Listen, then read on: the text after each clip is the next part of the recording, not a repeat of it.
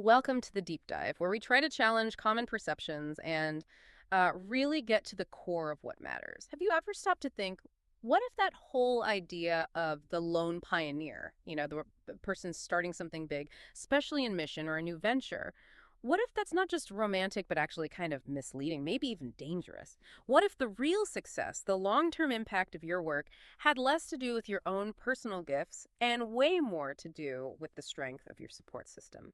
So today we're doing a deep dive into something that's often overlooked, but it's absolutely vital: stakeholder engagement and support systems. Now, we'll mostly talk about this in the context of church planting, but honestly, the principles we're going to unpack, they apply everywhere. Any big mission, any project, even just building a strong community. Our goal today, our mission is pretty clear. We want to unpack why interdependence isn't some kind of burden. It's actually a massive strategic advantage. It's crucial for long-term sustainability, for having a real impact. We're going to look at how embracing a community-driven approach can actually be a shortcut to understanding what real impact looks like. We've got some surprising insights, some really practical takeaways to help you cultivate that thriving ecosystem of support. Yeah, we're going to challenge that ingrained idea of going it alone and show you how to truly flourish. Okay, so let's start with that image we all know: the heroic leader, right? The visionary is standing alone, breaking new ground against all odds. That person who just seems to make things happen through sheer will. We admire that, don't we? That kind of self-sufficient figure. It's a really compelling picture, absolutely. But the reality, based on everything we've looked at, is actually much simpler and maybe a bit more sobering, frankly. Starting a church, or really any significant mission, it's just never a solo flight. Behind every single thriving work, you'll find what one of our sources calls an ecosystem of committed partners. And we're talking about, sending churches, dedicated people praying, mentors offering wisdom, crucial local allies. They're all carrying a piece of the weight, often quietly, alongside that main person. The research is clear. If you ignore that truth, even the most passionate vision, the most gifted leader, well, it can just wither, no matter how admirable the initial zeal is. And the cost of trying to operate with, I think one reading called it admirable zeal but fractured support. It's way higher than people think, isn't it? We're not talking small hiccups. The data, the stories, they show it leads to crippling burnout. Relationships get strained. They just fray under that pressure. And the momentum stalls. The whole thing just struggles to take root. I mean, some studies even suggest that these solo-led initiatives are way more likely to just collapse in the first few years. It really makes you wonder, what changes fundamentally if you stop seeing support as just red tape or, a burden, and start seeing it as a genuine strategic advantage, like a force multiplier? That's precisely the shift, yeah. And what's really interesting now is how much the whole landscape, mission, ministry, it's all changing. We're facing, stronger cultural headwinds than maybe ever before. Think about growing secularism or maybe declining trust in institutions generally. Resources often feel tighter. And there's definitely more demand for transparency, for accountability. So in this really complex, challenging environment, getting good at stakeholder engagement, it's no longer optional. It's literally the difference between just planting fragile seeds that might, struggle to even sprout, and actually cultivating flourishing movements that can genuinely change communities. Survival isn't enough. You need to thrive. And that thriving, it's inherently communal. That's a really strong practical case. You can see the benefits clearly. But I'm wondering, this idea of deep interdependence, does it have deeper roots? Like historically or even theologically? Where does it come from beyond just, well, this works better? Oh, absolutely. And this is where it gets really foundational, I think. The very basis for all mission. It's actually rooted in the nature of God Himself. We're talking about the Trinity, right? Father, Son, Holy Spirit. That incredible mystery of three persons, one God, existing in this eternal, communal, relational interdependence. And right from the start, Genesis 1:26, let us make mankind in our image. That establishes human identity itself as inherently communal. So trying to do mission alone from a theological standpoint, it actually kind of misrepresents the gospel. It's like a theological requirement, almost a divine blueprint that we work together, reflecting God's own nature. And that's not just abstract theology, is it? When you actually look through the Bible, God almost never calls people into totally isolated tasks. It's a pattern. Adam gets Eve. Moses, leading this huge nation, gets Aaron, Miriam, 70 elders to share the load. Even Jesus, he absolutely could have done it all alone, but he deliberately chose 12 disciples. He sent them out in pairs. Right. And then look at the Apostle Paul. Incredible pioneer, amazing gifts, but he never went on mission alone. It was always within teams. Barnabas, Silas, Timothy, Priscilla, and Aquila. It's just this consistent, powerful thread running right through Scripture. That pattern totally blows up the myth of the heroic individual, doesn't it? The biblical picture of the church isn't a collection of solo acts. It's a body. That's the image Paul uses in 1 Corinthians 12. And a body's strength comes from integrated function, right? Every part working together, not just one part being excellent in isolation. Like Paul says, the eye cannot say to the hand, I have no need of you. It's a powerful illustration, and it goes beyond just the local church. Mhm. Our sources also point to that apostolic pattern in Acts 13. Remember the church at Antioch, they're fasting, praying together. And the Spirit tells them, the community, to send Barnabas and Saul out. It wasn't Paul's solo decision. It was a community discernment, a shared sacrifice, a corporate commissioning. The whole community was invested in sending them. Okay, so if it's clearly not a lone builder scenario, then who are all these crucial partners? You mentioned an ecosystem. What are these different threads, as you called them, that make up this tapestry of a thriving mission? Because it sounds like way more than just the person on the front line. Exactly. The research paints this picture of a really rich tapestry, like you said. Lots of different threads, each with a unique, essential role. So first, you've got the sending churches. These are described as like the foundational warp threads in the tapestry, or maybe the heartbeat of mission. They provide prayer, which is huge, but also accountability, spiritual covering, a sense of missional identity. They act as that spiritual home base, where planters can return, report back, reconnect, like Paul and Barnabas did when they went back to Antioch. Without that sending church connection, the new plant risks becoming like an orphan community. It lacks that stable foundation, those roots. Then you have the financial and prayer partners. These are the sustaining fibers, the lifeblood, really. One source called them the hidden threads or the lungs of mission. I thought it was beautiful. Think about it.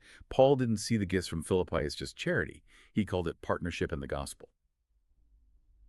Active. Partnership, right. And he was constantly saying how much he depended on the prayers of others. Romans 15, Ephesians 6. And you get figures like Epaphras, who's described as wrestling in prayer for the Colossians. That unseen vital work, that's the spiritual oxygen, keeping the mission alive. Okay, next up, the local community and community partners. These are like the living colors, the golden threads that add vibrancy, authenticity. They bring just invaluable cultural insight, contextual wisdom, crucial relationships on the ground. Think of Lydia in Philippi. She had a key local ally, opened her home, used her influence. Or Nehemiah, remember. He strategically got cooperation from kings and governors to rebuild Jerusalem's walls. He didn't just show up and start building. These local partners, they bestow legitimacy. They help expand reach. It reflects God's common grace already at work in that society. It's not an accident that Acts says the early believers enjoyed the favor of all the people. That favor often came through these local connections. And finally, there are the mentors and networks. These are like the stabilizing cords, maybe the skeletal structure. They provide wisdom, essential guidance from experience, timely course correction. They really help prevent that isolation that can just cripple a new venture. And the crucial thing to grasp here is that no single thread is sufficient by itself. If you neglect any one of these vital threads, the whole work starts to fray. The church risks becoming just a fragile patchwork, not that robust, beautiful tapestry it's meant to be. Wow, that's such a helpful breakdown. But okay, if you've got all these different threads, all these partners with their own roles, their own perspectives, it feels inevitable that sometimes they'll pull in different directions, right? What happens when visions don't quite align or expectations clash? You mentioned knots and frays in the tapestry. That sounds stressful. Oh, it absolutely can be stressful. But here's the thing. Those tensions aren't necessarily a sign of failure. Often they're a sign of life, of healthy engagement. Our sources actually describe these tensions as potentially formative, not just destructive. For instance, there's the classic tension, vision versus expectations. The planter feels this deep burden, right? Yeah. Specific call from Christ for that local place. But that can get caught between the divine vision and maybe different demands or expectations from stakeholders. We even see this historically. Think about Paul confronting Peter in Galatians 2. Peter kind of caved to communal expectations from some folks, and it compromised the gospel's clarity for a moment. That's a vision versus expectation clash. Then there's that tricky balance of dependency versus sustainability. It's a real tightrope. On one hand, relying too much on outside funding can create fragility. It can hinder real local ownership from developing. Right, they never quite stand on their own feet. Exactly. But on the other hand, if you don't engage supporters enough, you risk burnout, because the resources just aren't there. And finally, there's authority versus autonomy, that push and pull. Sending bodies, quite rightly, need clarity, accountability for their investment. But the planters on the ground need freedom, flexibility to adapt to what's happening locally. One source frames this tension not as a threat, but as a potential gift. Like the tension in a bowstring, if you manage it well, it actually propels the mission forward with more force. That's a great image. Yeah, and think about the Council of Jerusalem in Acts 15. Huge differences. But they navigated it through dialogue, discernment, and spirit-led compromise to keep the mission moving forward. Okay, that's actually a huge relief. So these tensions, they're not necessarily bad signs. They can be signs of life, things that actually sharpen the vision and make everyone rely more on the spirit. That's a really powerful way to reframe it. But Okay. I get that they can be formative, but they often feel pretty destructive when you're in the middle of them. What's the secret sauce? How do you navigate them so they actually strengthen the work instead of tearing it apart? Yeah, that's the million-dollar question, isn't it? It really boils down to intentionality and a deep commitment to communication. You have to recognize the tension is there, maybe even name it, and then proactively engage with it. Don't let it fester. Means lots of dialogue, genuinely trying to understand the other perspectives, and crucially, maintaining mutual respect even when you disagree. It also helps immensely to establish really clear roles and expectations right from the beginning. So when friction does pop up, you're addressing it within a framework of trust and shared purpose, rather than letting it become personal. Okay, this is super practical, not just theory. So for anyone listening who's involved in something like this or maybe thinking about starting a significant mission, how do we actually do this? How do we intentionally weave this divine ecosystem, as you called it, into reality? What are the concrete steps? Right? It definitely takes intentional strategy, real relational investment, and a spiritual perspective. It's not just checking boxes. First, and this is absolutely non-negotiable, prayer is the first thread. It's described beautifully as the loom itself, the thing that holds all the other threads together. This isn't just a nice idea, it's foundational. You have to actively build teams of people committed to praying, share specific needs regularly. And this is important, document answered prayers. Celebrate what God is doing. It fuels ongoing prayer. Second, really map your stakeholder network. Get visual, create a kind of stakeholder web. Identify all the categories of support you have or need. Financial, prayer, local community folks, mentors, strategic partners, advocates, everyone. Figure out their strengths, where the gaps are, what they could potentially contribute. This stops you from having blind spots and helps you engage everyone strategically. Third, aim for mutuality, not just dependency. This is a big mindset shift. Move away from just thinking donor-recipient. Aim for a partnership where everyone is blessed. Create spaces for two-way blessing. Maybe the sending church learns fresh ideas from the new plant. Maybe financial partners get stories of real spiritual fruit, not just spreadsheets. It's about sharing the ministry, not just the money. Fourth, practice transparent communication as a ministry of stewardship. See communication itself as stewarding the relationships and resources God has provided. Share regular, compelling updates. Tell stories that show the impact, but also be candid about struggles. That's hard, but important. It is hard, but it builds deep trust when you're honest about the challenges. It invites wise counsel and targeted prayer. Remember Proverbs 25.13, a trustworthy messenger refreshes the spirit of his master. That trust comes from honesty. Fifth, invest in leadership development early and often. Think Titus 1.5, appoint elders in every town.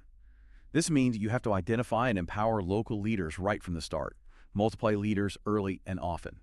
This builds resilience, ensures the work is contextually relevant, and makes it sustainable long-term. If everything is built around one central figure, it's fragile. Building a team of local leaders ensures the work outlasts any one person. And finally, some best practices for building trust. You need to report with relentless honesty. Integrity is everything. Make sure you celebrate the givers. Connect your gratitude directly to the impact their support is having. Paul did this in Philippians 4.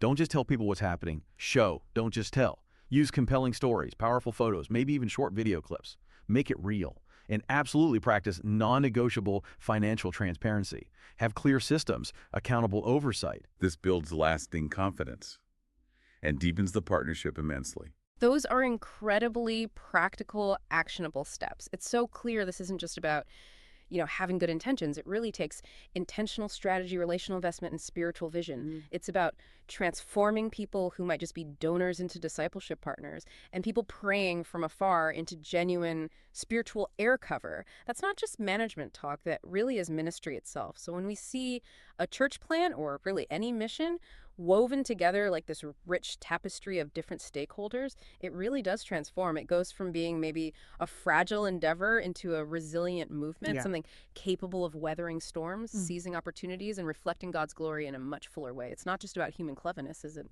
It's about God, the master weaver, working through his connected, interdependent people. Which brings us to maybe a final provocative thought for everyone listening.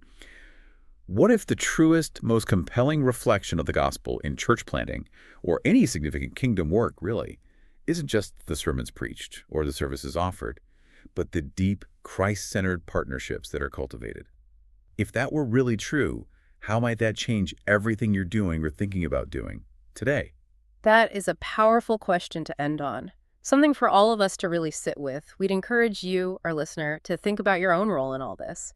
What thread might you be called to contribute to the grand tapestry God is weaving in the world around us? Because it seems clear only when we yield our lives, our gifts, our connections, as these individual threads held together in His hands, does the magnificent tapestry of his kingdom truly reveal its brilliance and its lasting impact.